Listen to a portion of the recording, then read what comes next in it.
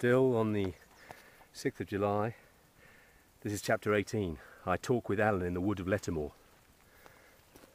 Alan was the first to come round. He rose, went to the border of the wood, peered out a little, and then returned and sat down. "Well," said he, "yon was a hot burst, David." I said nothing, nor so much as lifted my face. I had seen murder done, and a great ruddy jovial gentleman struck out of life in a moment. The pity of that sight was still sore within me, and yet that was but a part of my concern.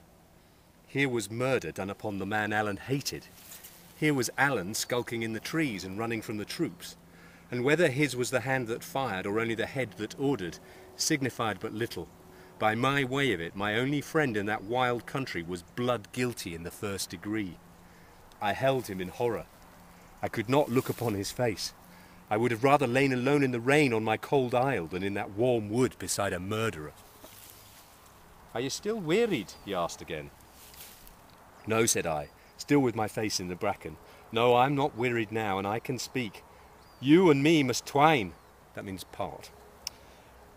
"I liked you very well, Alan, but your ways are not mine, and they're not God's. And the short and the long of it is that we must twine." "I will hardly twine from ye, David, without some kind of reason for the same," said Alan mighty gravely. "If ye ken anything against my reputation, it's the least thing that ye should do for old acquaintance' sake, to let me hear the name of it."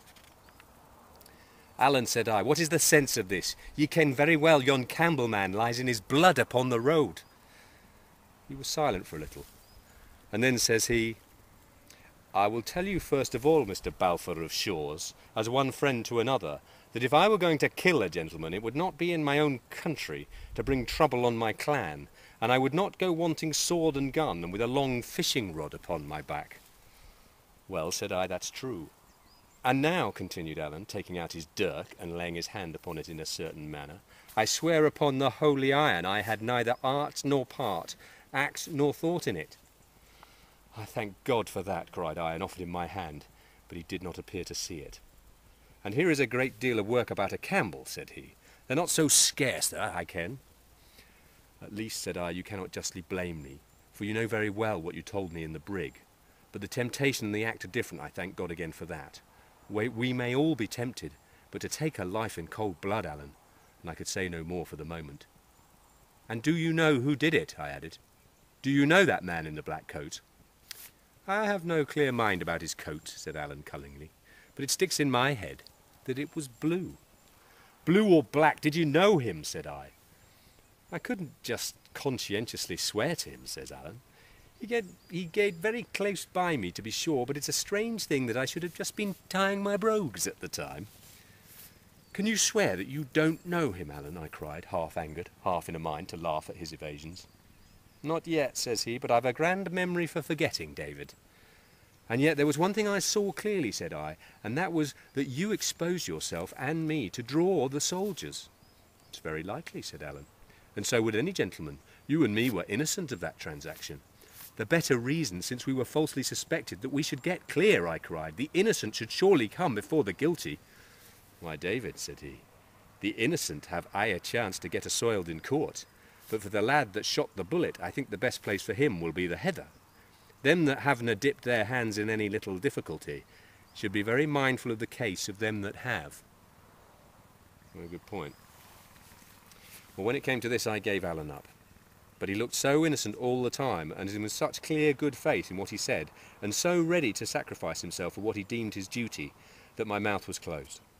Mr. Henderland's words came back to me, that we ourselves might take a lesson from these wild Highlanders. Well, here I had taken mine. Alan's morals were all tail first, but he was ready to give his life for them, such as they were. "Alan," said I, "I'll not say it's the good Christianity as I understand it, but it's good enough, and here I offer you my hand for the second time." Whereupon he gave me both of his, saying surely I had cast a spell upon him, for he could forgive me anything. And then he grew very grave, and said we had not much time to throw away, but must both flee that country. He because he was a deserter, and the whole of Appin would now be searched like a chamber, and everyone obliged to give a good account of himself, and I because I was certainly involved in the murder. "Oh," says I, willing to give him a little lesson, "I have no fear of the justice of my country." "As if this was your country," said he. or as if ye would be tried here in a country of Stuarts. It's all Scotland, said I. Man, I whiles a wonder at ye, said Allen. This is a Campbell that's been killed. Well, it'll be tried in Inverara, the Campbell's head place, with 15 Campbells in the jury box, and the biggest Campbell of all, and that's the Duke, sitting cocking on the bench. Justice, David, the same justice by all the world as Glenure found a while ago at the roadside. This frighted me a little, I confess, and would have frightened me more if I had known how nearly exact were Allen's predictions. Hoot, said Allen. What would the clan think if there was a Campbell shot and nobody hanged, and their own chief, the Justice General? But I have often observed, says Allen, that you low country bodies have no clear idea of what's right and wrong. So we're now really seeing the division between Highlanders and Lowlanders. Something that, someone like me from London would never understand, but actually coming up here becomes quite important. And I suspect that as the topic of Scottish independence gets hotter, as the Scottish National Party do well in the elections and the Labour Party does badly, we're going to hear a lot more about an independent Scotland and then the split between the Highlands and the Lowlands. So this is contemporary stuff, I promise you. At this I did at last laugh out aloud, and when to my surprise Allen joined in and laughed as merrily as myself. Nah, we're in the Highlands, David, and when I tell you to run, take my word and run. No doubt it's a hard thing to skulk and starve in the heather, but it's harder yet to lie shackled in a red-coat prison.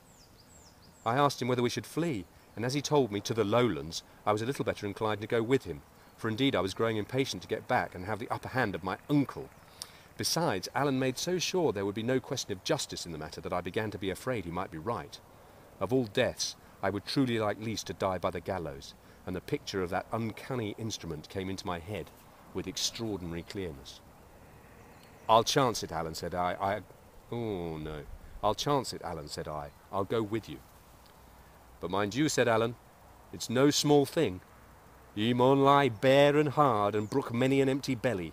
Your bed shall be the moorcocks, and your life shall be the hunted deers, and ye shall sleep with your hand upon your weapons. Aye, man, ye shall tagle many a weary foot, or we get clear. I tell ye this at the start, for it's a life that I ken well. But if you ask what other chance ye have, I answer, none. Either take to the heather with me, or else hang. And that's a choice very easily made, said I, and we shook hands upon it. And now, let's take another keek at the redcoats, says Allen, and he led me to the northeastern fringe of the wood, which is pretty much where we are, on the way to James Stewart's house.